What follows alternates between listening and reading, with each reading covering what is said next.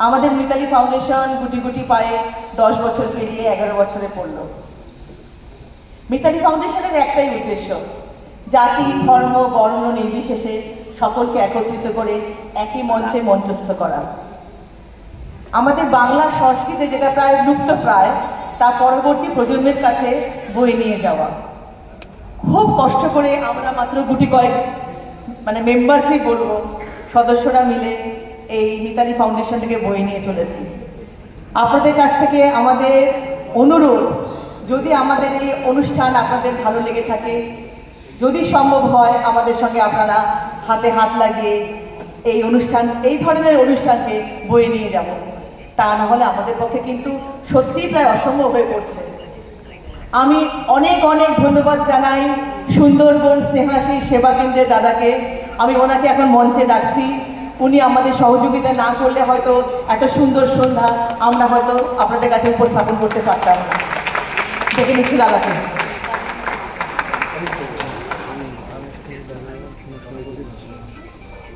ধন্যবাদ মিতালি ফাউন্ডেশনের সকল কার্যকর্তা এবং সদস্যবৃন্দকে। আমি ধন্যবাদ জানাই যে সকল সমাজসেবিক এবং রাষ্ট্রবাদী মানুষ আজকের এই মঞ্চে আপনারা এই হলে এসে মিতালি ফাউন্ডেশনের উপস্থাপনা দেখছেন।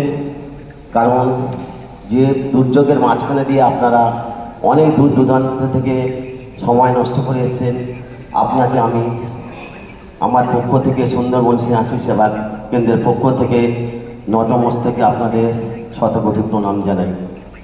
এখন আজ এই ধুন সময়ের সাথে কচিকাঁচার বাচ্চাদের সক্রিয় অংশগ্রহণের আজকের প্রধান অতিথি হিসেবে উপস্থিত হয়েছেন আমাদের সবার প্রিয় শিক্ষাবিদ, রাষ্ট্রবাদী মানুষ, পদ্মশ্রী প্রাপ্ত 2020 সালের সেই কাজী মাসুম আক্তার, তাকে আমার আহ্বানে আজকের আপনাদের সামনে প্রধান অতিথি হিসেবে উপস্থিত হয়েছেন। আপনারা জানেন আমাদের এই মঞ্চে শুরু হওয়ার আগে জাতীয় সঙ্গীত দিয়ে শুরু করা হয়েছিল, কিন্তু দুর্ভাগ্য যে মানুষটা আজকে প্রধান অতিথি হিসেবে আমাদের এই মঞ্চে উপস্থিত হয়েছেন, এই জাতীয় সঙ্গীত স্কুলের গাইবার অপরাধে তাকে প্রচুরভাবে আহত করা হয়েছিল, লাঞ্ছিত আমরা টিভির পর্দায় এবং খবরে দেখেছি।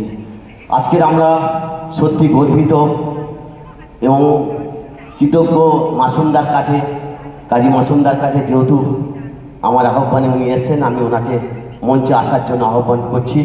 প্রদীপ প্রজ্বলনের মধ্য দিয়ে ওনাকে আমরা বরণ করব।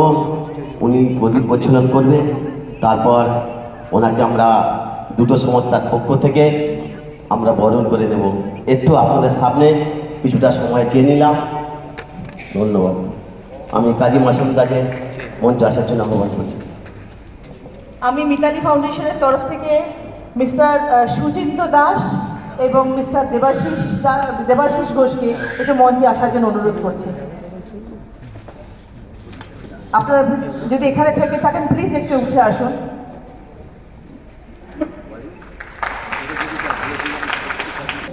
আমাদের দেবাশিস কাকু, ওনার জন্য একটা খুব জোরে হাততালি হয়ে যায়, আর উনি আমাদের সঙ্গে না থাকলে হয়তো আমরা এত দূর এগোতেও পারতাম না।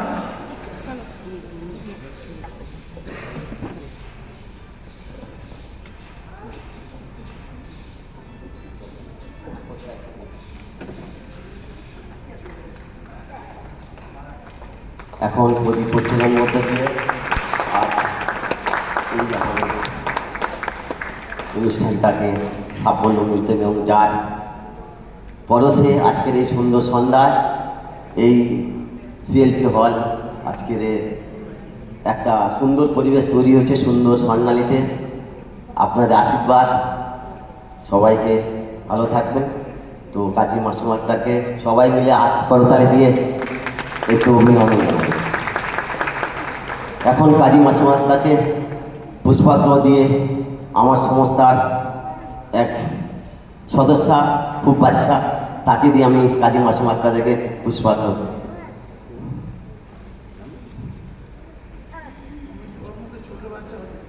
এখন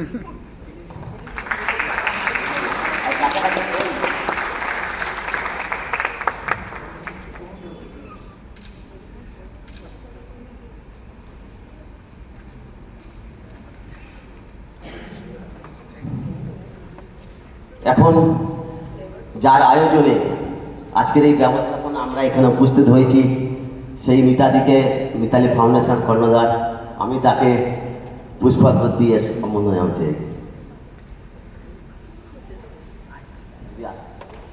আমি যদিও সামনে আছি, কিন্তু এটা আমার বাবার না, বাবার বাবার না, এটা আমাদের না, বাবার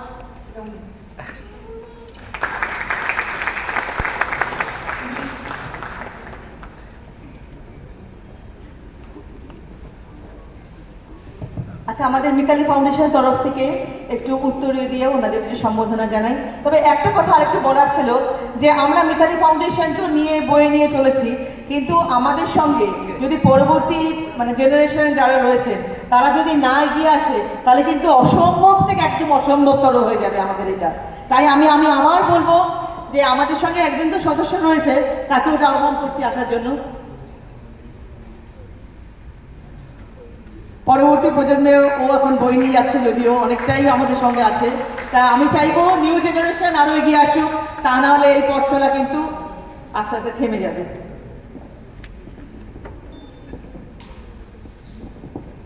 একটু করতালি হয়ে যাক।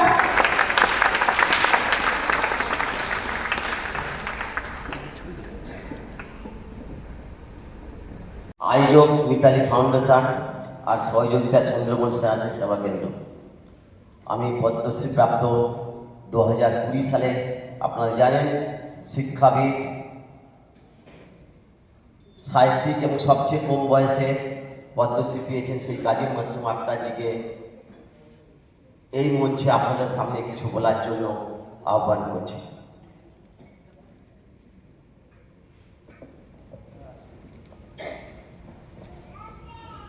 মিতালি ফাউন্ডেশন আজকে এই অনুষ্ঠানে আমরা দেখেছি কচি কাঁচা বাচ্চাদের সক্রিয় অংশগ্রহণে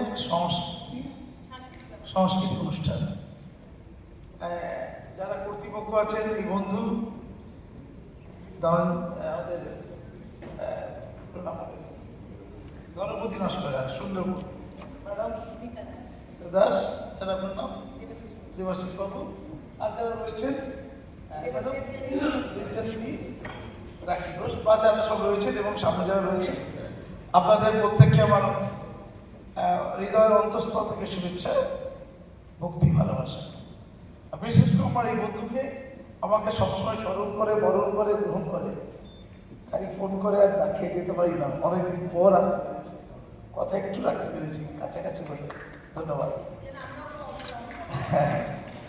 আমি শুধু কয়েকটা কথা বলবো। একটু সুন্দরবন নাম শুনতে পাচ্ছি, এখানে কি সুন্দরবনে কেউ আছে? একটু দূরের দিকে নিন না, অনেক শিল্পী আছে না। আমি এই কারণেই বলছি, ঠাকুরিয়াটা ওই অঞ্চলটা দক্ষিণ চব্বিশ মধ্যেই পড়ে, তাই তো, খাতা কলম এখন কলকাতার মধ্যে অন্তর্ভুক্ত। আসলে এগুলো তো দক্ষিণেই ছিল, তাই না? সময় আমি গ্রামের ছেলে মেয়েদের দেখতে পাচ্ছি, মনে হয় আছে কি মনে হচ্ছে। আমি আসলে এই জেলাতে শিক্ষকতা দিয়ে আমার জীবন শুরু হয়েছিল। আমি এই জন্যই এতটা গৌরচুপ দিকে করলাম আর কি। রায়পুর নরেন্দ্রনাথ বিদ্যা মন্দির বলে একটা উচ্চ মাধ্যমিক স্কুলের স্কুল সার্ভিস কমিশন থেকে আমার প্রথম যাওয়া, অনেক স্মৃতি জড়িয়ে আছে। আমি আজকে যে 24 ঘন্টাকে দেখাচ্ছিলাম, যেদিনে আমি আসছিলাম 10 বছর পরে হেডমাস্টার হয়ে কলকাতা থেকে, 2500 ছাত্রছাত্রী, 1000 জন প্রায়, যারা 11-12 বেশি করে কান্নায় গড়াগড়ি করেছিল। সেই ভিডিওটা আমার এখন মোবাইলে রয়েছে, পুরোনো ভিডিও হঠাৎ করে জেগে উঠেছে। 1000 ছাত্রছাত্রী কান্নায় গড়াগড়ি করছিল, ভালোবাসা। আসলে না, কি জানেন, আমরা যেন কোথায় তলিয়ে যাচ্ছি জানেন।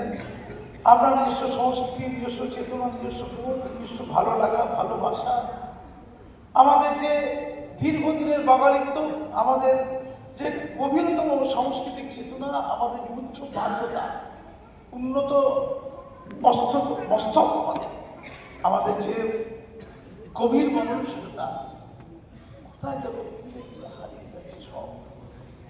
তারপরে যখন দেখছিলাম অভিনয়টা করছিল, আমি সেই মধ্যযুগ নয়, সেই প্রাচীন যুগে চলে যাচ্ছিলাম। সেই রাজরাজাদের কাহিনী, সেই আমাদের সনাতনী চর্চা, আমাদের ঐতিহ্য, আমাদের ঐশ্বর্য, সেখানে ফিরে ফিরে যাচ্ছিলাম। হ্যাঁ, ওটাই ভারতবর্ষ, ওটাই 10,000 বছরের এক উন্নত সভ্যতার ধারক বাহক। পৃথিবী যখন অন্ধকারে, তখন এই ভারতবর্ষ সংস্কৃতি শিখেছে গোটা বিশ্বকে। সেই সিন্ধু সভ্যতা থেকে তার আগে মেহেরগড় সভ্যতা শুরু আমাদের। যখন এই আধুনিক ইউরোপ আমেরিকা জঙ্গল ছিল, পিছিয়ে ছিল, সংস্কৃতির রেশমাত্রা জানত না, আমরা পৃথিবীকে সভ্যতার আলো দিয়েছি। আমরা মানে ভারতীয়রা, আর ভারতীয় মানে আমরা বাঙালি। হ্যাঁ, আমরাই ছিলাম, হ্যাঁ এখনো আছি, কোথাও যেন তলিয়ে যাচ্ছি। রাজনৈতিক পঙ্কিলতায়, দর্দমায় কোথায় যেন হারিয়ে যাচ্ছি ধীরে ধীরে। এক গভীরতম ভালোবাসা, ধর্ম, জাতি, বর্ণ, শ্রেণী বিশেষে মানুষের মধ্যে যে গভীর মিলন প্রেম ছিল, কোথাও যেন কাঁটা তালের বেড়া তৈরি করা হয়ে যাচ্ছে আমাদের মনে। মিতালি ফাউন্ডেশন এবং স্নেহাশিস সেবা কেন্দ্রের প্রোগ্রামে এত বড় একটা উদ্যোগ, আপনি এসছেন, কি বলবেন, কেমন লাগলো? ভালো লাগছে, সাংস্কৃতিক মানুষদের পাচ্ছি, হৃদয়ের খোরাক, মনের খোরাক যেখান থেকে পাওয়া যায়। যারা একটু সংস্কৃতি মানুষ করে, লেখাপড়া জগতের মানুষ, তাদের তো বেঁচে থাকাই এটাই তো অক্সিজেন। আমরা অনেক জায়গা থেকে বিচ্যুত হয়ে যাচ্ছি। আমাদের গান বাজনা, আমাদের নাটক, আমাদের থিয়েটার, আমাদের কবিতা, সাহিত্য, শিল্প, সংস্কৃতি, আমাদের চিত্র ইত্যাদি, আমরা এর মধ্যে তো লালিত পারি। বাঙালিরা এর মধ্যে স্নান করে। এই সাংস্কৃতিক রাজধানী গোটা ভারতবর্ষের, শুধু কলকাতা না, গোটা বাংলা। সেই কলকাতাতে রয়েছে ঢাকুরিয়াতে দুটো অর্গানাইজেশন, একটা সুন্দরবন, একটা কলকাতা, দুটোকে অসাধারণভাবে মিলিয়ে দেওয়া হবে। দিবে আর দিবে, মিলাবে মিলিবে এই মহামিলনের সাগর থেকে। দনবর্তীদার এত সুন্দর একটা প্রয়াস, বাচ্চাদের যে দুস্থ বাচ্চাদের যে জামা কাপড় প্রদান করেন, আরও যে অনেক কাজের সঙ্গে লিপ্ত আছেন, কি বলবেন? আসলে এই দুস্থ শব্দটাই আমাদের খুব দুঃখের। এখনো দুস্থ শব্দটা দেশে আছে। এখনো আমাদের দেশে অনেক শিশু না খেতে পেয়ে ঘুমাতে যায়। এ এক চরম বিড়ম্বনা, এক বড় দুঃখে। এইটা আমাদের যারা সব পেয়েছি, দেশে আছি, আমাদের অন্ন বস্ত্র বাসস্থানে যাদের সুরা হয়েছে, আমাদের কর্তব্য, রাষ্ট্রের কর্তব্য, তাদের চোখের জল মুছি, তাদের বুকে টেনে নেওয়া, তাদের সমস্ত দুঃখময় জীবন থেকে সুখময় জীবনে আনা। তবেই তো ভারত মাতাকে ভালোবাসা, তবেই তো দেশকে ভালোবাসা। দেশ বলতে কি বোঝায়? ইট পাথর বোঝায়, গাছপালা বোঝায়, মাটি বোঝায় না। দেশ বলতে মানুষকে বোঝায়। শরীর যেমন বিভিন্ন কোষ দিয়ে তৈরি হয়, সেল দিয়ে তৈরি হয়, তেমন একটা সমৃদ্ধ দেশ মানুষ দিয়ে তৈরি হয়। মানুষ হচ্ছে দেশের সেল, কোষ। সেই কোষ যদি অসুস্থ হয়ে পড়ে কোথাও, তাহলে অন্য এক অসুখে দীর্ঘ হবে গোটা শরীর, তার মানে গোটা দেশ। সেই দেশের প্রত্যেকটা অঙ্গ প্রত্যঙ্গকে, প্রত্যেকটা শিরা উপশিরাকে, প্রত্যেকটা কোষকে সাবলীল করে রাখা, মানে তোমরা যাদের দুস্থ বলছো তাদের পাশে থাকা। এসব তাহাদের পাশে থাকে, তাহাদের মানে ওই মানুষের পাশে থাকা, যাদের চোখের জল এখনো মোছানো যায়নি। কবি সেই কবে বলেছিলেন, ক্ষুধার্ত শিশু চায় না স্বরাজ, চাই দুটি ভাত একটু নুন, বেলা বয়ে যায় খাইনি তো বাছা, কচি পেটে তার জলে আগুন। আজও দুস্থ, ৭৭ বছর স্বাধীনতার পর আমরা ধর্ম করছি, আমরা চিৎকার করে ধর্মের কথা বলি, আমরা গর্জন বিলাসী, আমরা শুনতে পারি না ঐক্যতান, আমরা শুনতে চাই না উঠোনে ধুলো মাখা ক্ষুধার্ত শিশুটির কান্নার কণ্ঠস্বর। আমরা মন্দির চলে যাই, আমরা মসজিদ চলে যাই, গির্জায় চলে যাই, অসহায় আর্তপীড়িতের কান্নায় আমাদের হৃদয় বিগলিত হয় না। এক পরম বিড়ম্বনা, চরম বিড়ম্বনা। তার মাঝে মিতালি ফাউন্ডেশন বাই সুন্দরবন সাংস্কৃতিক স্নেহাশিস সেবা কেন্দ্র, এরা তো এগিয়ে এসেছে। সবাই এগিয়ে আসুক, ছোট্ট ছোট্ট ছোট্ট ছোট্ট করে, ছোট ছোট পায়ে যদি আমরা এগিয়ে আসি, একদিন এই ভারতবর্ষে দুস্থ শব্দটা আর থাকবে না। আমরা সেই দিন অপেক্ষায় থাকি। আমরা যারা পূজা করি, যারা নামাজ পড়ি, অনেক তুচ্ছ কাজ, মানুষের পাশে থাকি, মানব সেবা করি। ঈশ্বরের মহান সৃষ্টি এই মানুষ, ছোট্ট ছোট্ট বাচ্চা, তাদের পাশে থাকি, তাদের নাচে গানে রাখি, তাদের দুধে ভাতে রাখার কথা রাজনীতিতে বড্ড বলে, শুধু দুধে ভাতে নয়, তাদের মর্যাদা দিয়ে তারা নিজেকে চিনুক, নিজের সংস্কৃতিকে চিনুক, নিজের জীবনকে চিনুক, নিজের রুচিকে চিনুক। আচ্ছা, ধনপতি দাকে জিজ্ঞেস করব যে দাদা আজকে এসছে, এত সুন্দর আপনি একটা প্রোগ্রাম অর্গানাইজ করেছেন, তো কি বলবেন, কেমন লাগছে? দেখুন, আমার ভালো লাগার কিছু নেই। সবাই জানে আমি দুস্থ অসহায় নিপীড়িত মানুষের সেবায় স্বাস্থ্য নিয়ে কাজ করি, বিশেষ করে ক্যান্সার থ্যালাসিয়াম নিয়ে, মেডিকেল ট্যুরিজম নিয়ে কাজ করি। তার সাথে সুন্দরবন প্রত্যন্ত এরিয়ায় যাদের ঘর ভেঙে যায় বর্ষাকালে তাদের ত্রিপল দিই, শীতের সময় বস্ত্র দিই, এবং সারা বছর ধরে আমরা কিছু না কিছু সুন্দরবন স্নেহাশী সেবাগ্রহণ করে থাকে, আপনারা মিডিয়ারা সবাই জানেন।